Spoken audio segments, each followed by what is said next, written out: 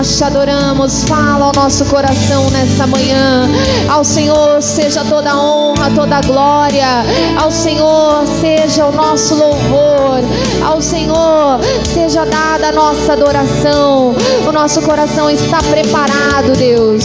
Em nome de Jesus, diga: Senhor meu Deus, nessa manhã eu quero a tua palavra para falar ao meu coração. Em nome de Jesus, vamos aplaudir o Senhor Jesus bem forte. Oh, glória a Deus. Amém, aleluia. Bom dia, queridos, graça e paz, amém. Eu gostaria que você cumprimentasse essa pessoa que está perto de você. Diga: tenha um bom culto, meu querido, que Deus vai falar hoje, em nome de Jesus. Podem se assentar, em nome de Cristo. Queridos, eu quero compartilhar aqui uma palavra que Deus falou ao meu coração essa semana. E essa palavra está ardendo dentro do meu coração. E eu tenho a certeza de que Deus também vai falar com você no dia de hoje. E você vai entender muita coisa. Juízes capítulo 6, versículo de número 1. Juízes capítulo 6, versículo de número 1.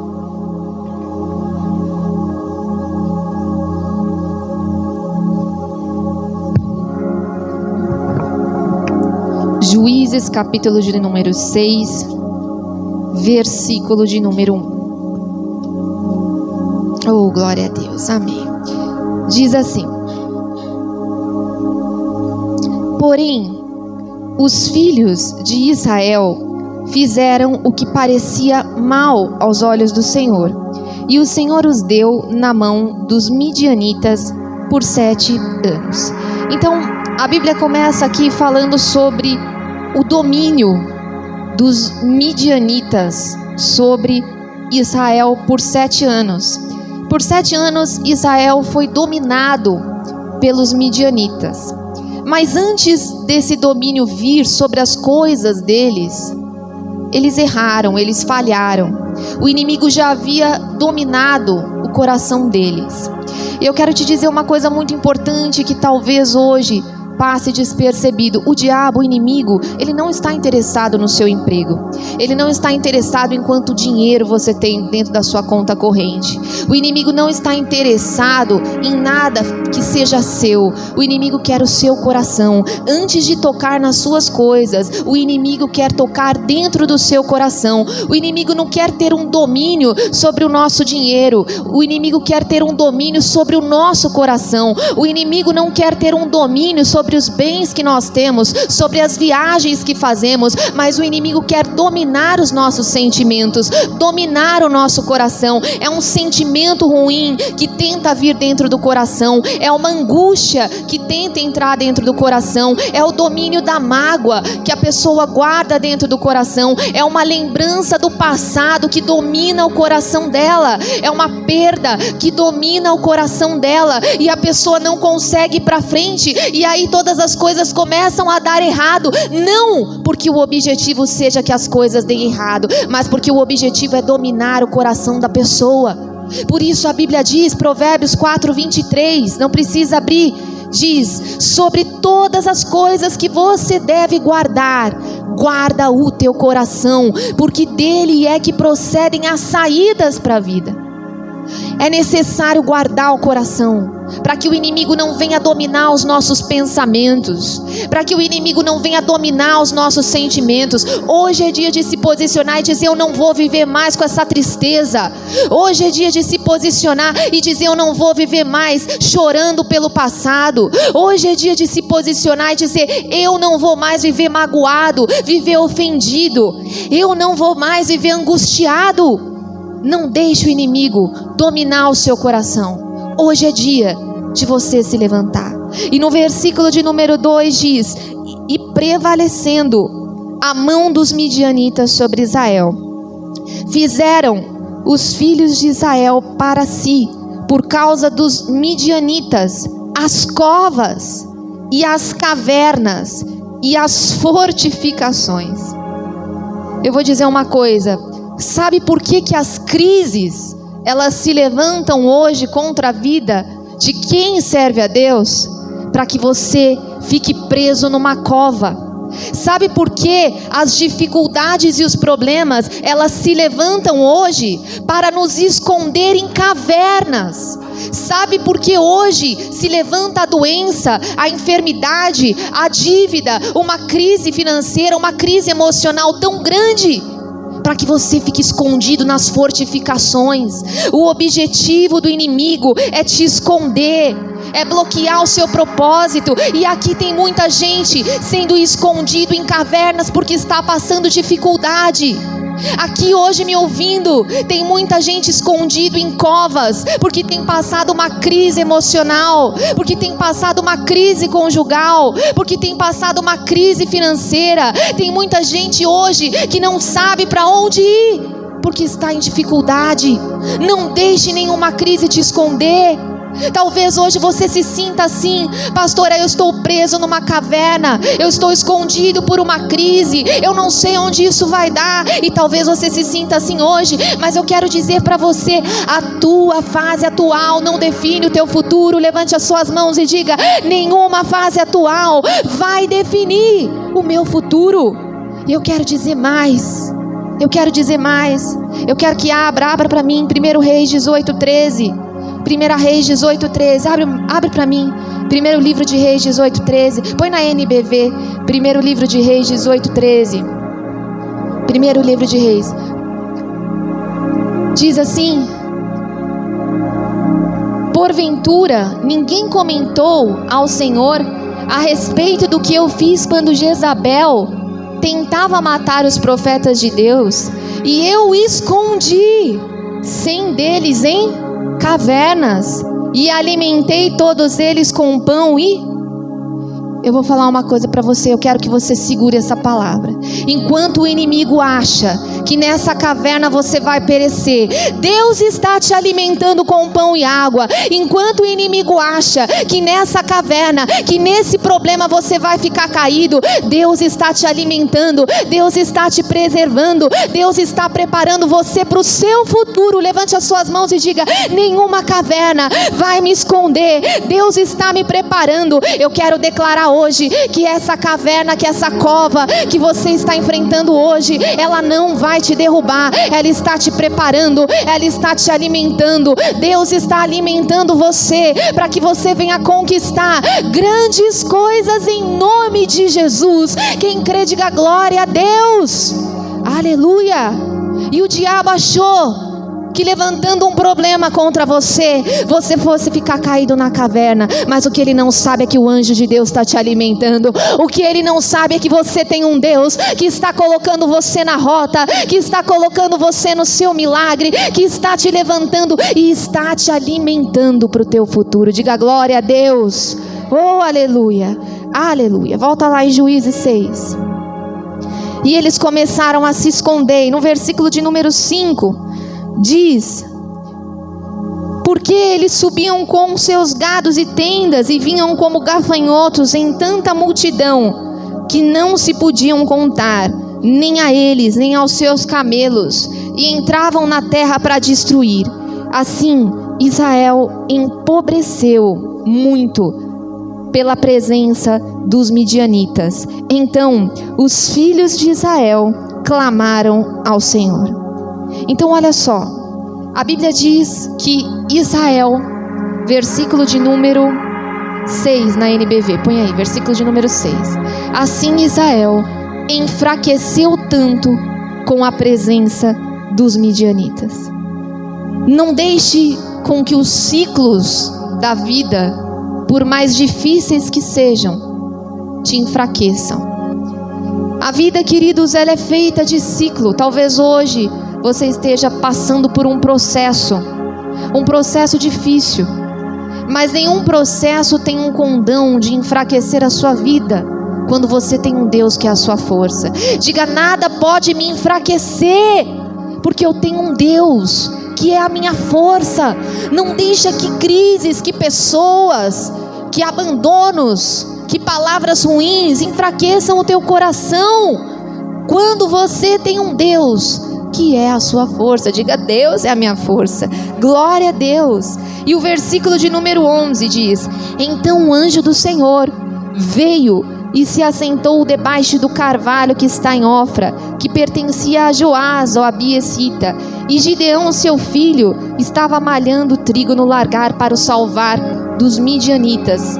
Versículo de número 12 diz: Então o anjo do Senhor lhe apareceu e lhe disse: O Senhor é contigo, varão valoroso.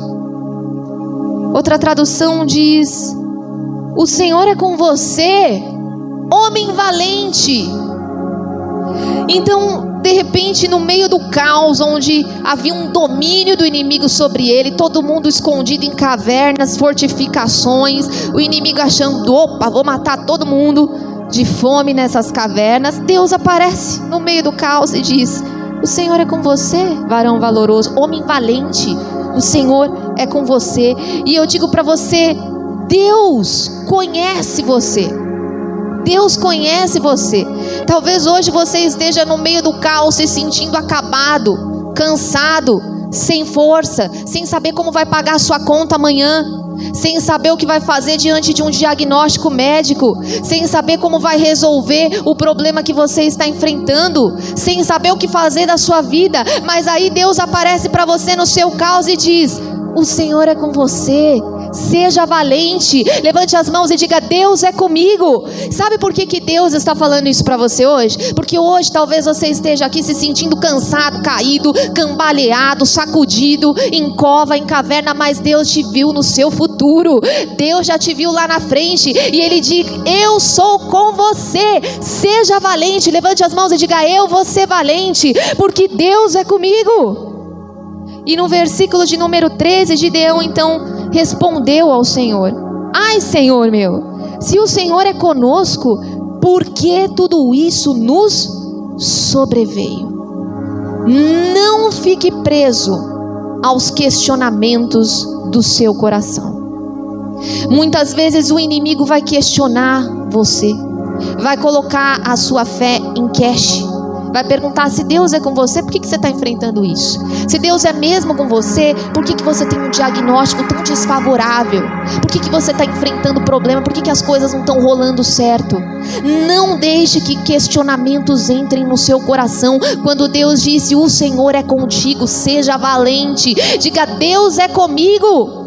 Nada foge do controle de Deus. Nada foge. Você pode estar em caverna, mas você está sendo alimentado por Deus. Você pode estar numa cova, mas Deus está te preparando para o seu futuro. Você pode estar numa fortificação, mas Deus está te calibrando para aquilo que Ele tem para a sua vida, em nome de Jesus. E no versículo 14 diz: Então o Senhor olhou para ele e disse: Vai nessa tua força e livrarás a Israel da mão dos midianitas. Porventura eu não te enviei? Deus disse: vai com a força que você tem. Deus não disse: daqui a uns dias, Gideão, eu vou te dar força e aí você vai vencer os midianitas. Não, Deus disse: vai com a força que você tem. Hoje Deus está te sacudindo e dizendo: vai com a força que você tem. Deus está falando: é com a força que você tem. Você tem a força necessária para vencer essa dificuldade. Você já tem a força necessária para passar por cima dessa prova. Você já tem a força necessária para continuar a sua caminhada, para vencer qualquer dificuldade. Pastora, mas eu me sinto fraco, problemático, caído. Mas Deus está dizendo: eu sou a tua força. É com a força que você tem. Levante as suas mãos e diga: eu vou adiante com a força que eu tenho. Diga para a pessoa que está do seu lado: você já tem essa força. Você já tem. Deus não vai te dar daqui a uma semana. É com a força que Deus já te deu que esse ciclo do inimigo está sendo quebrado hoje. Oh, aleluia.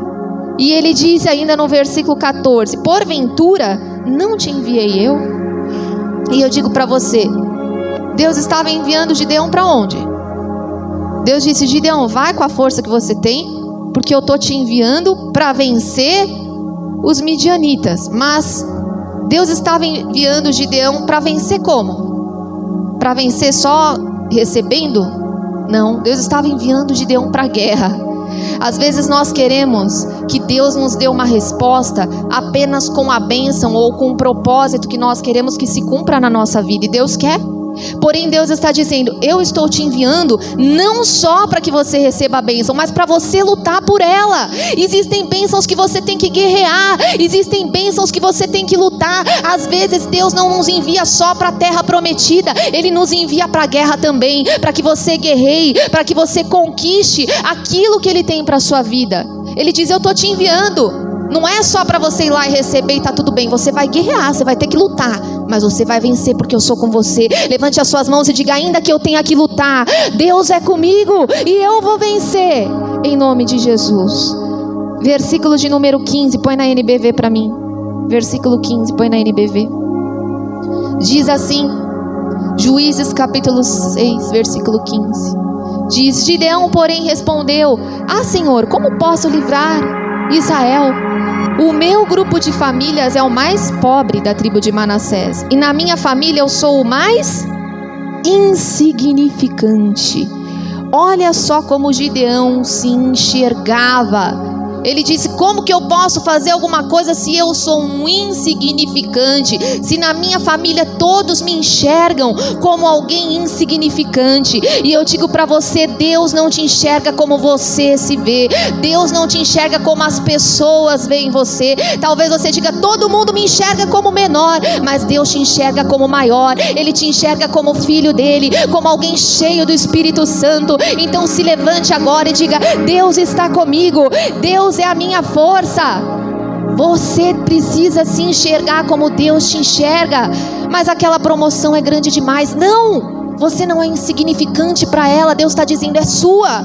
Mas aquele sonho é demais para mim, é muito grande, eu não tenho dinheiro para aquilo. Você não é insignificante para os sonhos que Deus te deu. Você tem o condão de chegar aonde Deus falou que você vai chegar. Diga glória a Deus. Aleluia. Oh, glória a Deus. E eu quero finalizar. Eu tinha muito para falar aqui, mas eu quero finalizar lá em Juízes 7, capítulo 2.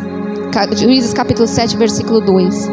Eu quero finalizar com Juízes 7, 2, para a gente fazer uma oração. Deus manda Gideão para a guerra e Deus diz para Gideão: e disse o Senhor a Gideão: muito é o povo que está contigo, para eu dar os midianitas na sua mão, a fim de que Israel não se glorie contra mim e diga: a minha mão me livrou. Existem pessoas que Deus tira do seu caminho.